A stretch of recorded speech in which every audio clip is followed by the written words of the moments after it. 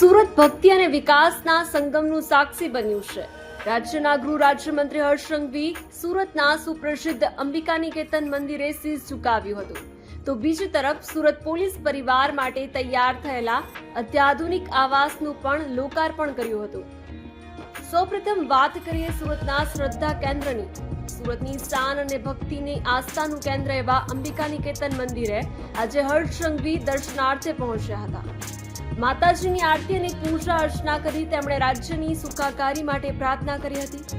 આ પ્રસંગે મંદિર પરિસરમાં ભક્તોનું ઘોડાપૂર ઉમટ્યું હતું। મંત્રીએ સામાન્ય નાગરિકોની જેમ જ શ્રદ્ધાળુઓ સાથે મુલાકાત કરી અને લોકોમાં ભારે ઉત્સાહ જોવા મળ્યો હતો। ભક્તિ બાદ વાત કરીએ સુરક્ષા કર્મીઓના સન્માનની। સુરત પોલીસ પરિવારજનોનું હવે પોતાનું ઘર હોવાનું સપનું સાકાર થયું છે। હર્ષ સંઘવીના હસ્તે સુરત પોલીસ આવાસ નિગમ દ્વારા તૈયાર કરાયેલા નવા બિલ્ડિંગનું લોકાર્પણ કરવામાં આવ્યું। આ પ્રોજેક્ટમાં માત્ર રહેવાની સુવિધા જ નહીં, પરંતુ બાળકો માટે પ્લે એરિયા અને લાઇબ્રેરી જેવી આધુનિક સુવિધાઓ પણ આપવામાં આવી છે। મંત્રીએ પોલીસ કર્મચારીઓના બાળકો સાથે સમય વિતાવ્યો અને નવનિર્મિત ફ્લેટનું નિરીક્ષણ પણ કર્યું હતું।